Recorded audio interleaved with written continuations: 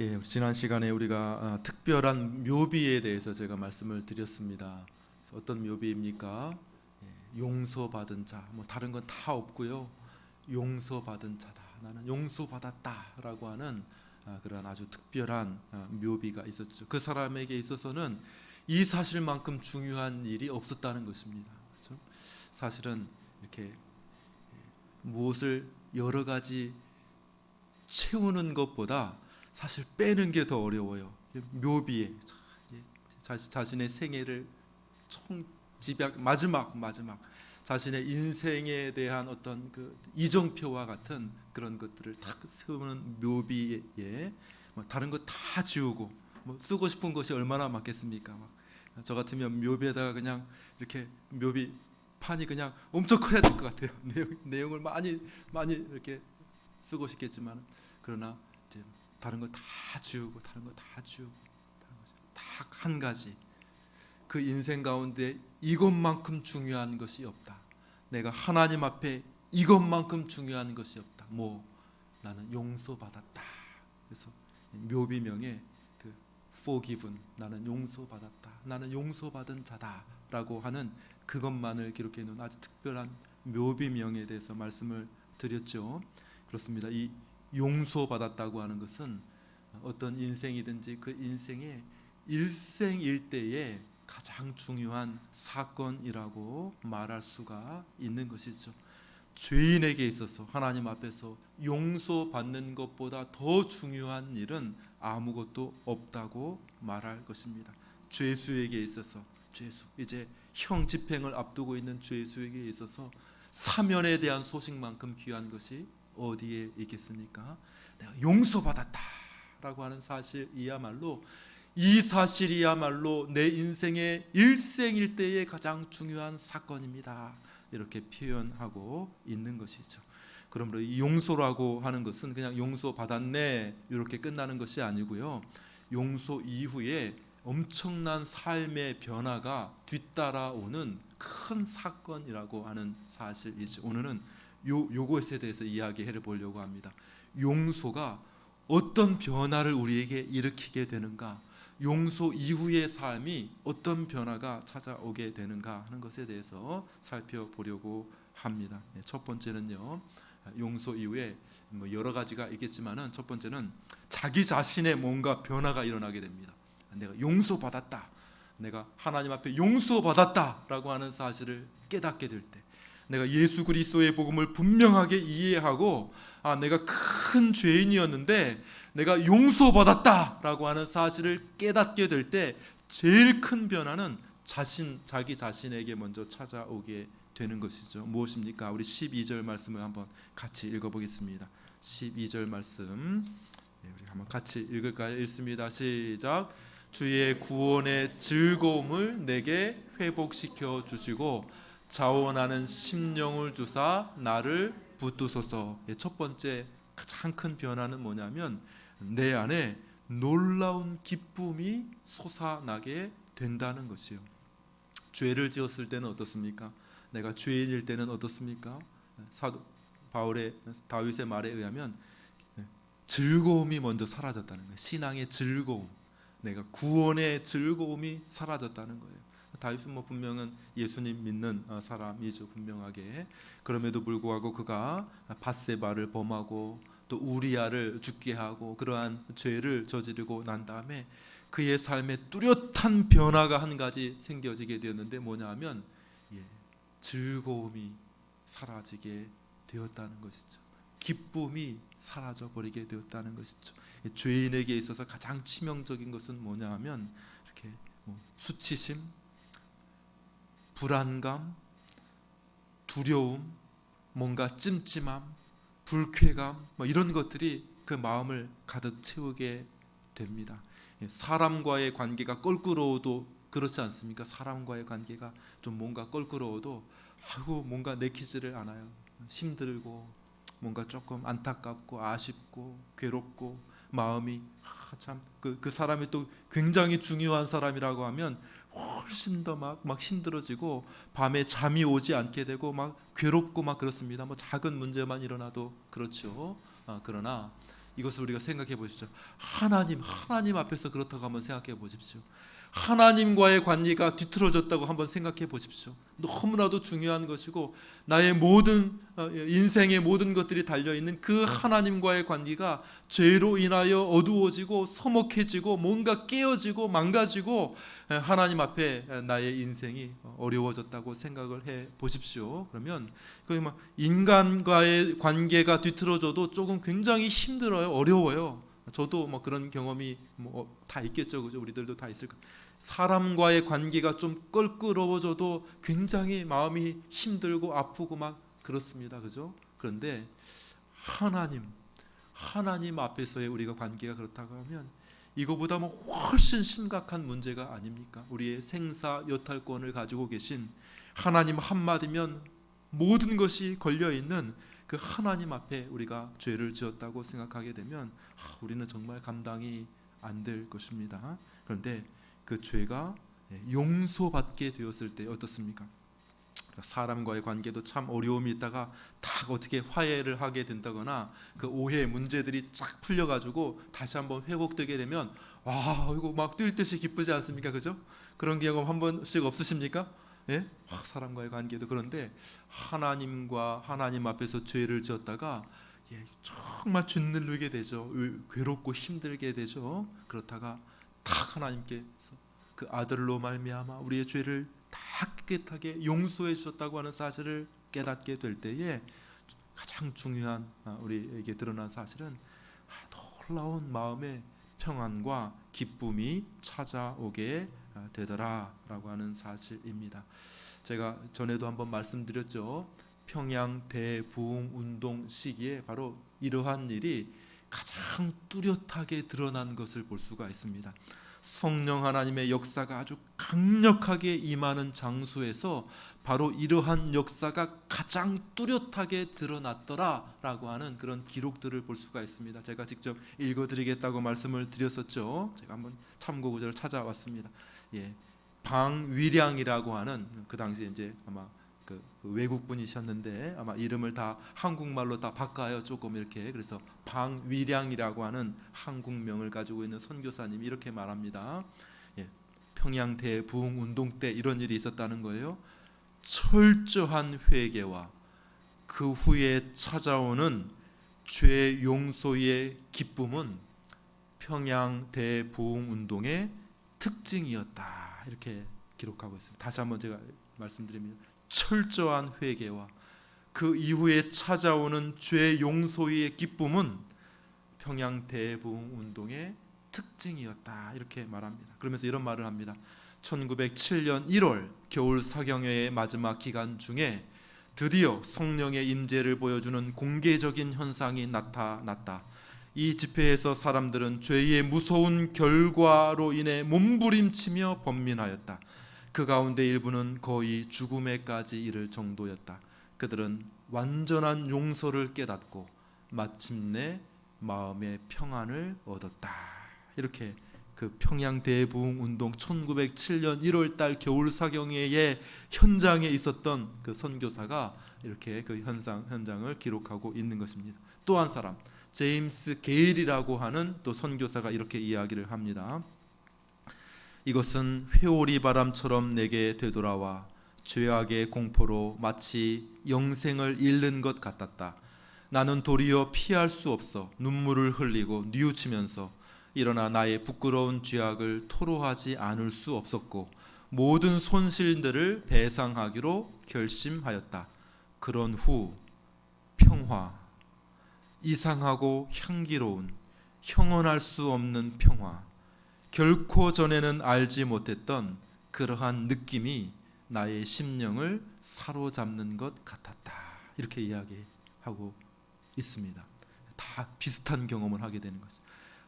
첫 번째로는 먼저 죄가 드러나게 되니까 아주 죄에 대한 깊은 그런 어떤 두려움이 그들 가운데 엄습하게 되고 그들이 그 죄를 회개하게 되었을 때에 그 다음에 찾아오는 것은 뭐냐면 그들이 말하는 하늘의 평화가 그들에게 임하는 그러한 일들이 있게 되었다는 것이. 그들 한결같이 사람들이 뭐라고 얘기하면 한마디로 뭐 신학이 있고 뭐 그런 건 아니까 그들이 표현하는 천국이 내게 임하였다. 천국이.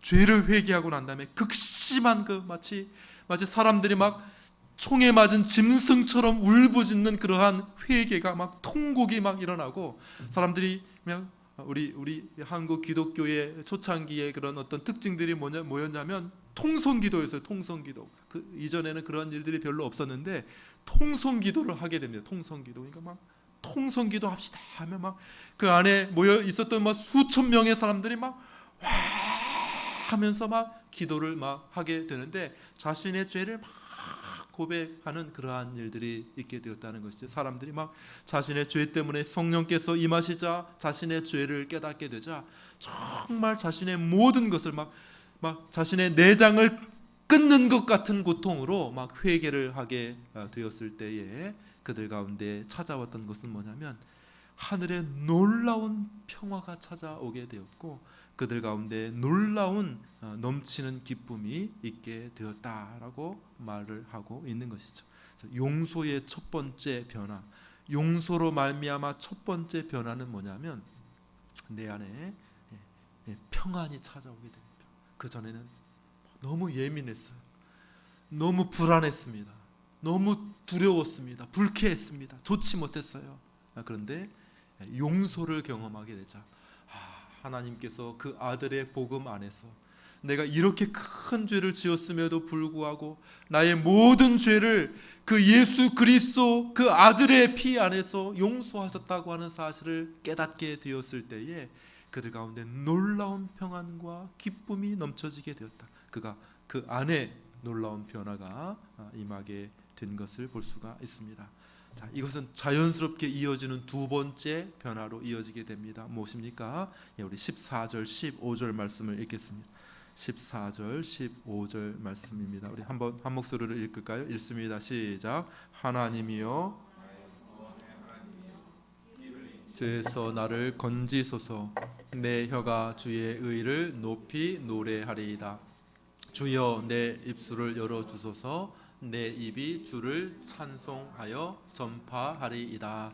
두 번째 변화가 찾아오는데 그것은 뭐냐면 하나님과의 관계에서 변화가 찾아오게 된다는 것이죠. 하나님과의 관계. 뭐요? 하나님을 높이 찬양하게 되더라는 것이.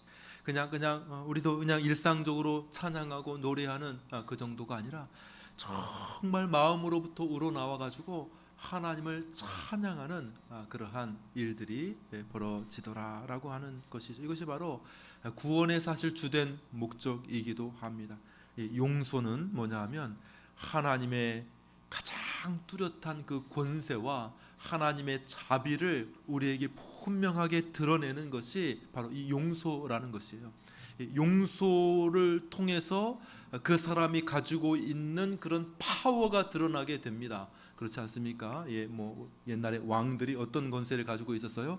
사면권을 가지고 있어요. 요즘에도 그 흔적들이 좀 남아 있죠. 왕들은 자기의 뜻에 따라서 아무리 큰 죄인이라고 하더라도 용서할 수 있는 권한이 있었습니다. 수십 명, 수백 명, 수천 명의 사람들을 처형의 순간에 건져내는 거죠. 용서해 줄 수가 있는 그런 권한이 있었습니다. 굉장히 놀라운 파워이죠. 요즘에도 대통령에게 그게 조금 남아있지 않아요? 대통령? 왕은 아니지만 대통령에게 뭐가 있어요?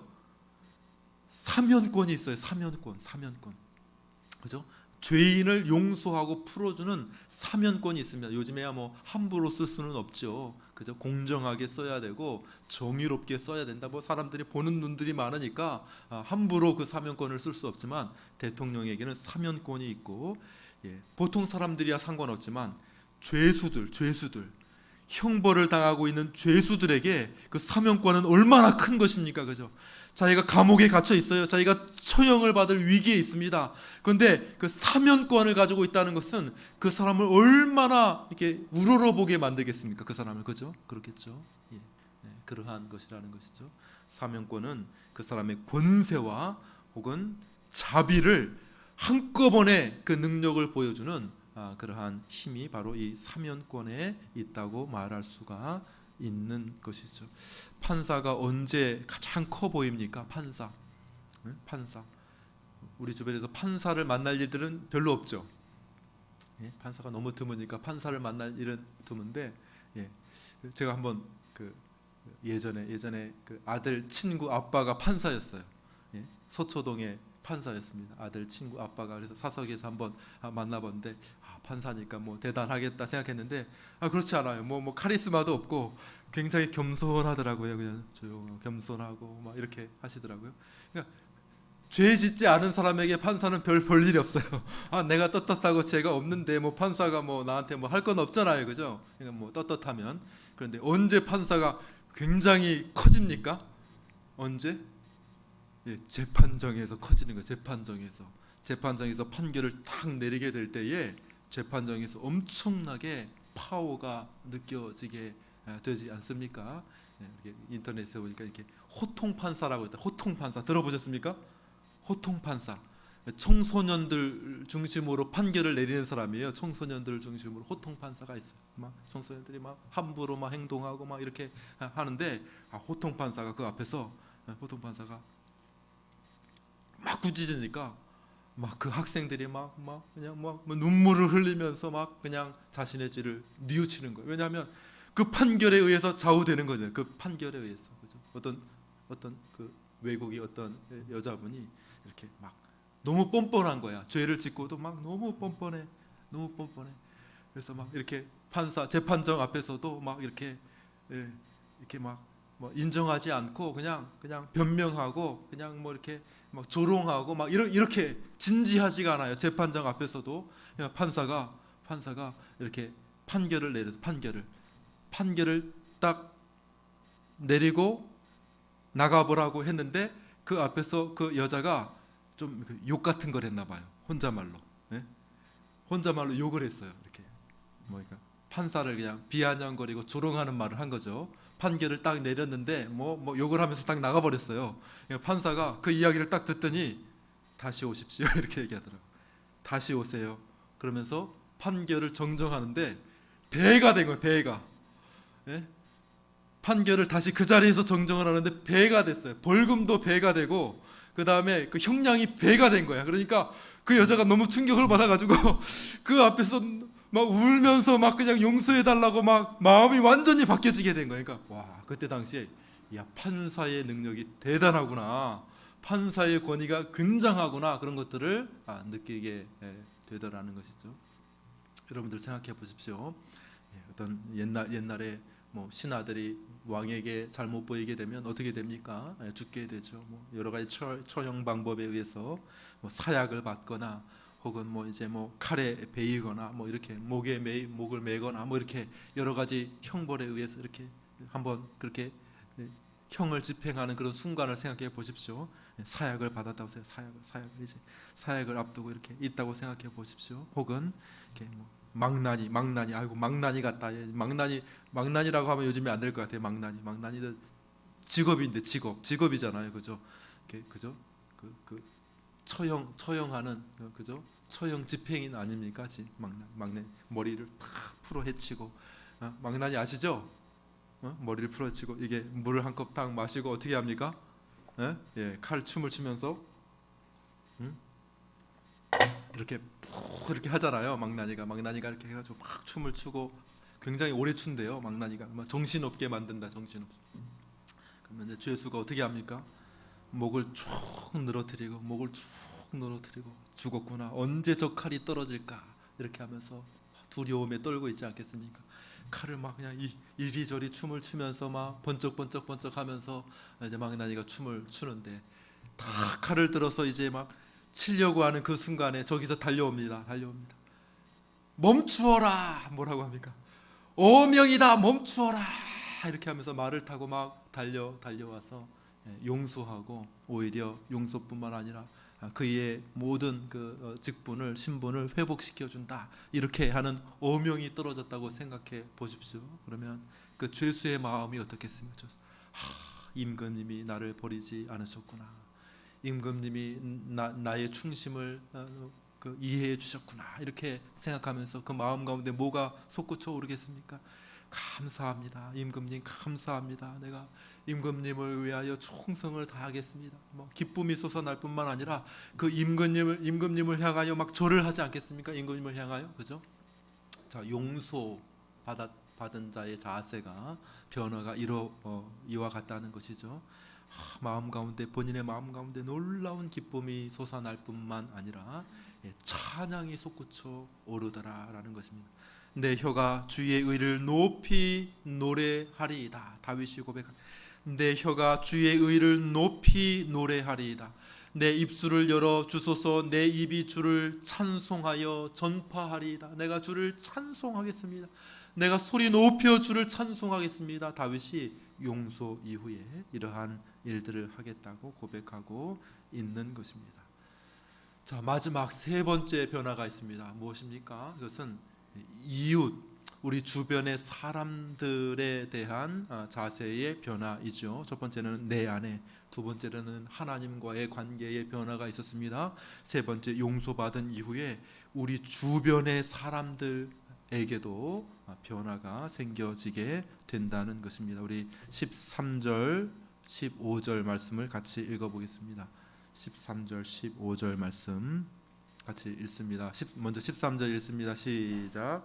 그리하여 내가 범죄자에게 주의 도를 가르치리니 죄인들이 주께 돌아오리이다. 15절 말씀도 같이 읽겠습니다. 읽습니다.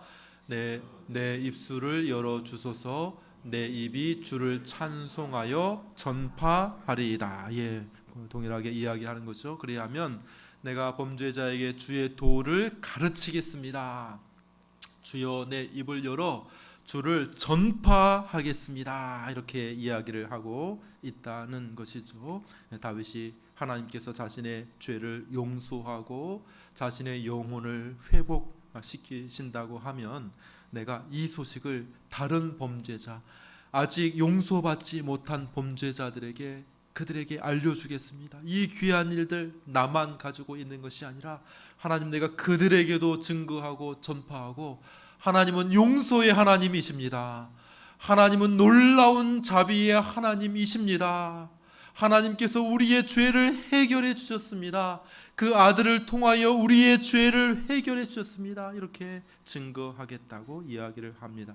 사실 이것이야말로 용서에 담겨 있는 하나님의 구원의 계획이라고 말을 할 수가 있습니다. 사도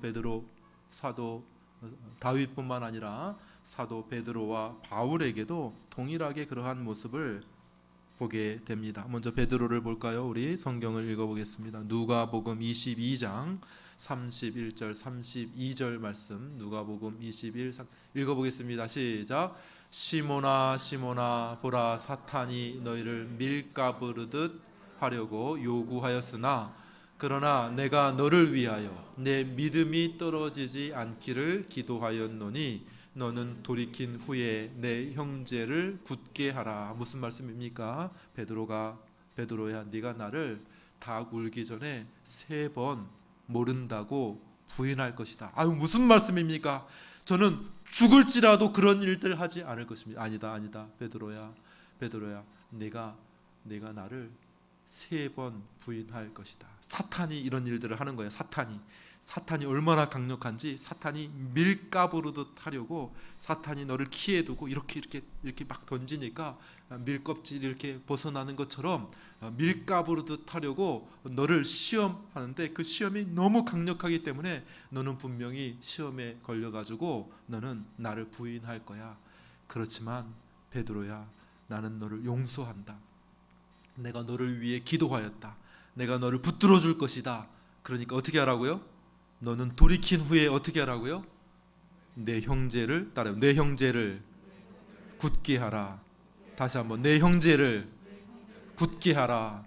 이것이 바로 우리 주님의 용서의 목적이었다는 것이죠. 너 한 사람 용서하고 끝이 아니라, 너 한 사람 돌이킨 다음에 끝나는 것이 아니라, 너 말고도 다른 너의 형제들 다 도망쳤지 않느냐? 내 제자들 다 도망쳐서 너만 부인하는 것이 아니라, 너만 믿음을 배신하고 너만 나를 부인하는 것이 아니라 제자들이 다 예수님 버리고 도망치지 않았느냐? 그러니까 너는 내가 너를 용서할 테니까, 내가 너를 다시 회복시켜 줄 테니까 너는 돌이킨 후에 네가 해야 될 일이 있다. 내 형제를 굳게 해라.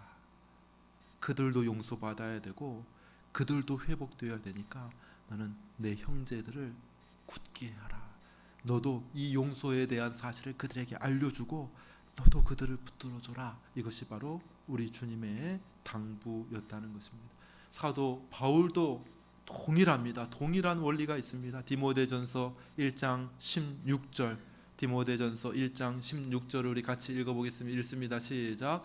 그러나 내가 긍휼을 입은 까닭은 예수 그리스도께서 내게 먼저 일체 오래 참으심을 보이사 후에 주를 믿어 영생 얻는 자들에게 본이 되게 하려 하심이라. 나는 죄인 중에 괴수입니다. 누가 나만큼 죄를 지은 사람이 있습니까?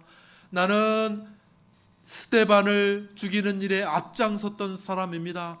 나는 주님의 교회를 박해하고 예수님 믿는 예수쟁이들 잡아가두는 일에 앞장서서 나섰던 그러한 사람입니다. 나는 죄인 중에 괴수입니다. 예수님을 박해하고 주님의 교회를 핍박하던 사람이 바로 나 사도 바울이라고 하는 사람입니다. 그런데 내가 긍휼을 얻었습니다. 무슨 말입니까? 그런데 내가 용서받았습니다.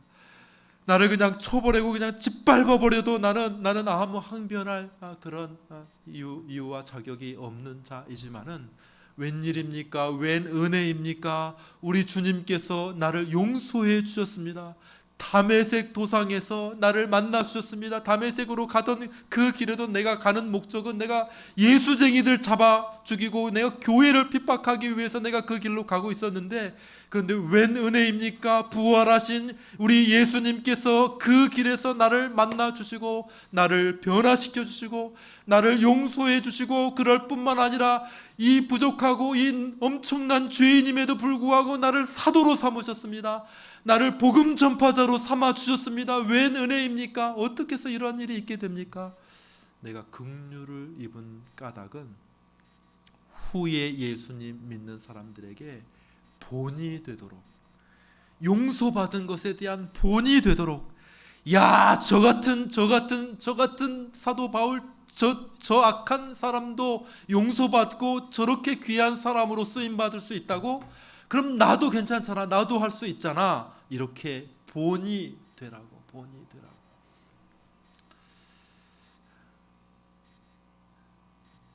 요즘에 좀 기독교를 좀 대적하고 반대하는 그런 사람들이 꽤 있죠. 지식인 중에 어떤 분이 그렇게 얘기하시더라고. 어떤 분이 참 기독교를 반대하고 방송에도 많이 나와서 이렇게 철학자 머리 빡빡 깎고 막 중같이 철학자인데 이렇게 나와가지고 강의하시는 분들 있죠. 예, 아시죠, 그죠? 뭐 그냥 호도 있어요. 호가 뭐 이렇게 뭐 돌멩이인가 뭔가 그렇다는 호가 있어요. 호가. 그런데 어떤 분이 이야기하더라고. 어떤 분이 내가 저 사람 한번 전도해 보고 싶다는 거예요. 전도해 보고 싶대요. 그런 사람들이 어떻게 그 사람을 전도하느냐고 이렇게 얘기해요. 저 사람이 전도받으면 이 시대에 사도 바울과 같이 쓸 것 같아요. 사도 바울처럼.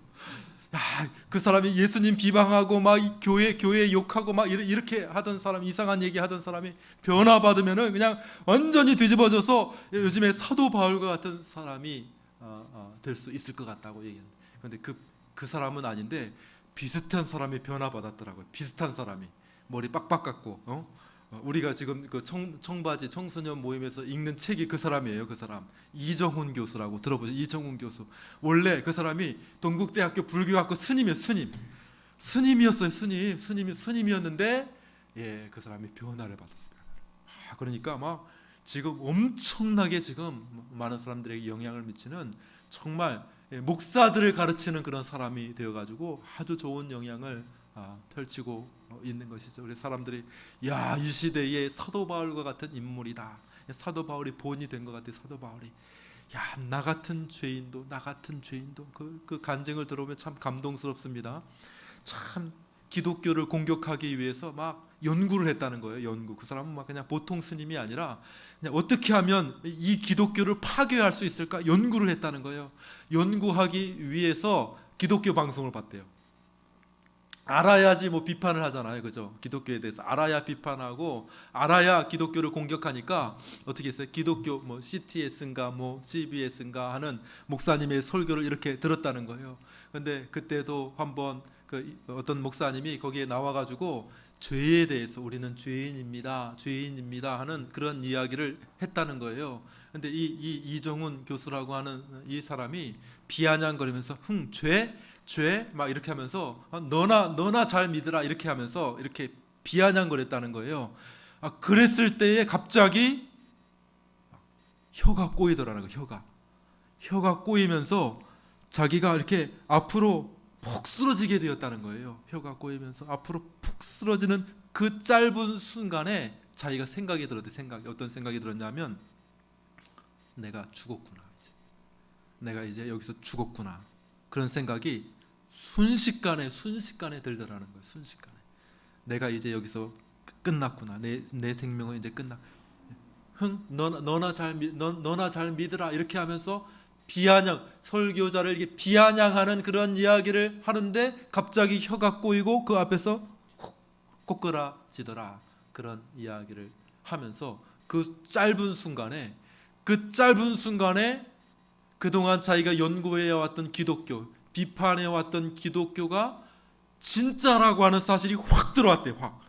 확. 그동안 연구해왔던 기독교가 모든 것들이 다 이어지게 됐다는 거예요. 다 한순간에 모든 것들이 다 이어지게 되면서 어떤 생각이 들었냐면 순교자들이 이해가 됐다는 거예요. 순교자들이 왜 순교하는지, 순교자들이 그 순간에 모든 것들이 짧은 순간에 확 모든 것이 이해가 되면서 순교자들이 이해가 되더라. 그런 이야기를 하고 그 이후로 그가 그냥 목숨 걸고 막 테러 하려고 하는 사람들이 많습니다. 테러 하도 막 이렇게 다른 사람들 막 비판하고 다니니까 목숨 걸고 그가 강의를 하러 다닙니다.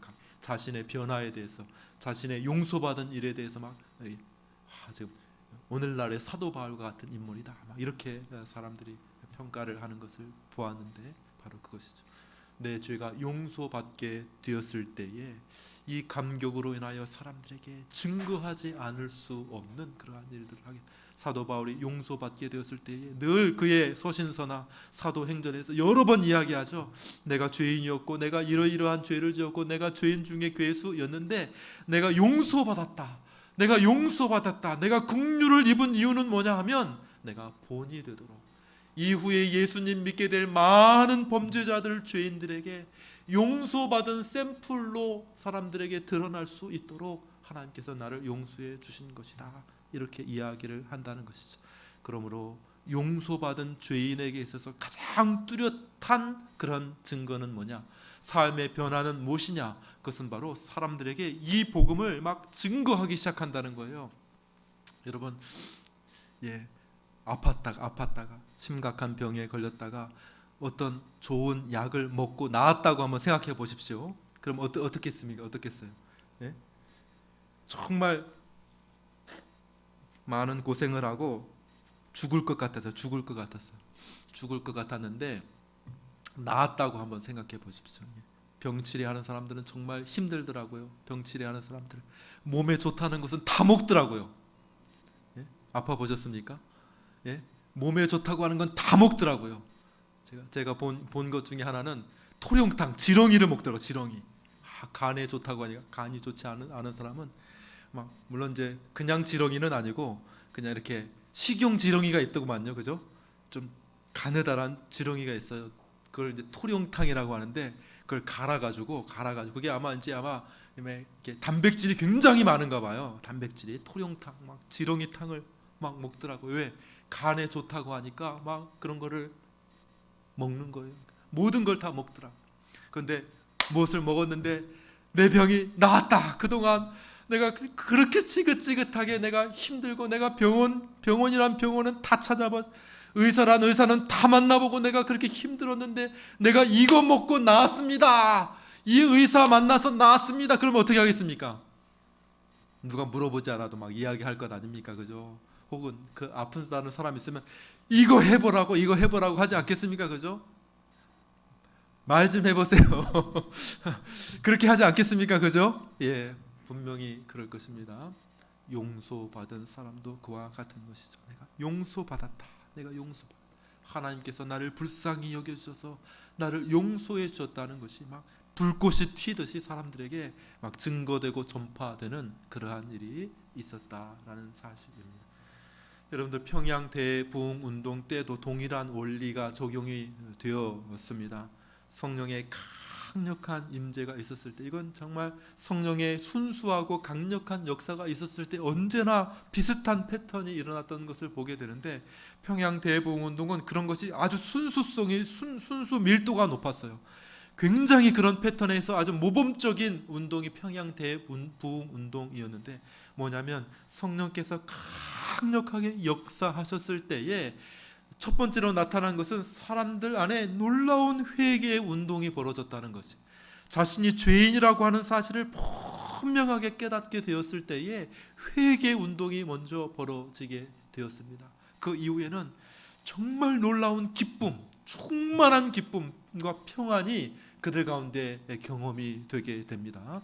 그리고 난 다음에 나타났던 것은 뭐냐면 놀랍고 강력한 전도 운동이 벌어지게 되었다라는 것이, 그때 평양에 있었던 1907년도에 사경에 평양이 막 들썩들썩거렸습니다. 막 사람들이 막 무슨 일이 교회에서 벌어졌느냐 하면서 사람들이 막 사경에 기간데 막 몰려들었고, 그 다음에 이 평양뿐만 아니라 전국적으로 이것이 확산이 됩니다. 비슷한 사경회가 막 전국에서 막 이렇게 개최가 되고 전국이 막 들끓게 되게 되고, 이 평양 대부흥 운동의 여파로 인해서 어떤 일이 있게 됐냐면 100만인 구령 운동이 벌어지게 됩니다.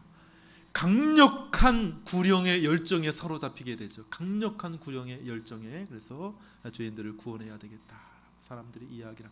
그 당시에 그리스도인 인구, 기독교 인구가 한 5만 명 정도 됐어요. 5만 명. 1907년도에 기독교인들이 한 5만 명 정도 되었다고 합니다. 그런데 그 사람들이 100만 명 구령 운동을 벌이게 됩니다. 그래서 기독교가 그 이후로 아주 급속도로 폭발적인 성장을 하게 됩니다. 제가 계산을 해봤어요. 5만 명밖에 안 되는데 단기간에 100만 명이 다다르는데 20배. 여기 몇 명 있습니까? 여기 몇 명 있어요? 여기 한 25명 정도, 25명이 있는데 20배가 되면 몇 명이에요? 계산이 잘 안 되십니까? 500명, 그죠? 20배가 되면 500명이 될 것 아닙니까? 그러니까 우리가 막 성령의 놀라운 은혜를 받고 죄 사함의 은총에 완전히 사로잡히게 돼서 영혼을 구원하려는 열정에 사로잡히게 되면 이 자리에 금방 500명이 될 줄로 믿습니다. 우리 교회가 이제 이 건물 다 써야 되는 거, 500명 다, 그렇죠? 성령의 놀라운 역사가 있게 될 때에 용서의 경험은 놀라운 변화를 일으키게 되는데 무엇입니까? 전도로 나아가게 된다는 것이죠. 말씀을 맺습니다. 용서 이후의 삶에 대해서 우리가 살펴보았습니다. 용서는 그냥 아이고 그래 용서하고 맑게 끝나는 것이 아니라 분명하고 뚜렷한 우리의 삶의 변화를 가져오게 됩니다. 첫 번째는 우리 안에 놀라운 평안과 기쁨이 먼저 넘치게 됩니다. 하나님을 향한 찬송이 넘치게 됩니다. 하나님을 찬송합니다. 하나님을 향한 충성을 다하게 되죠. 그래서 여러분들 성경 찬송가를 보십시오. 부흥의 시기에 많이 만들어진 찬송가를 한번 보십시오. 그러면 거기 안에는 회개와 그 다음에 그걸로 말미암아 하나님을 향한 찬송이 아주 많이 드러나게 되는 것을 볼 수가 있습니다. 회개에 대한 찬송이 많죠. 죄 용서에 대한 찬송이 아주 많이 나와 있는 것을 볼 수가 있습니다. 그리고 또 어떤 특징이 있습니까? 이것은 나 혼자만으로 끝나지 않는다. 내가 죄 용서받은 것으로 끝나지 않는다. 아직까지 용서받지 못한 자들, 아직까지 이 용서의 구원의 길을 발견하지 못한 사람들에게 그것을 알려주고, 죄 가운데 살아가고 있고 죄에 사로잡혀 살아가고 있는 많은 사람들에게 이 복음을 증거하려고 하는 열정에 사로잡히게 되는 것이죠. 사도 바울이 이 사실을 분명하게 깨달았던 것 같습니다. 이것이야말로 하나님의 구원의 계획이라고 하는 사실을 깨닫게 됩니다. 내가 비록 죄를 범하였지만은 그러나 이것도 하나님의 손 안에 있는데, 바로 내가 회복되어져서 내가 용서받고 회복되어져서 어떤 일들을 하나님께서 내게 기대하기를 원하시는가? 바로 내가 전파자가 되기를, 내가 하나님의 은혜를 전하는 전도자가 되기를 우리 하나님께서 원하시는 것이구나. 하나님, 내게 구원의 즐거움을 회복시켜 주시고 내 안에 정직한 영을 새롭게 해 주십시오. 그러면 내가 범죄자에게 주의 도를 가르치겠습니다. 죄인들이 주께 돌아오게 될 것입니다 라고 말하는 것이죠. 사랑하는 여러분, 성도들은 다 용서받은 죄인들입니다. 성도들은 다 죄인이 아니라는 얘기가 아니에요. 다 죄인이에요. 우리 누구나 다 죄인이에요, 하나님 앞에. 그러나 성도들은 누구입니까? 성도들의 특징이 뭡니까? 성도들의 정의가 뭡니까? 성도들은 따라해 봅시다. 용서받은 죄인. 나는 용서받은 죄인이다. 성도들은 다 용서받은 죄인인 줄로 믿습니다. 용서받은 것이죠. 이 용서받은 사람의 특징에 대해서 살펴보았습니다. 이 용서는 나만 받고 끝나라는 것이 하나님의 구원의 계획이 아니고 나를 통하여 이 용서가 전파되는 것이 우리 주님의 뜻인 줄로 믿습니다. 이 용서의 기쁨이 전파되어야 됩니다. 아직까지도 죄책감에 사로잡혀 있는 자들, 아직까지도 지옥의 형벌의 두려움에 사로잡혀 있는 자들에게 당신의 쇠사슬이 풀렸습니다. 감옥의 문빗장이 우리 주 예수 그리스도로 말미암아 풀려졌습니다. 이 사실을 말해주고 전달해주는 저와 여러분들이 되실 수 있게 되기를 간절히 축원합니다. 기도하겠습니다. 은혜로우신 우리 하나님 아버지, 감사합니다. 우리의 죄를 용서해 주신 것을 감사합니다. 은혜로우신 우리 하나님 아버지, 하나님의 아들 우리 주 예수 그리스도를 통하여서 죄와 사망의 그늘에 앉아 있었던 우리를 건져 주심을 감사합니다.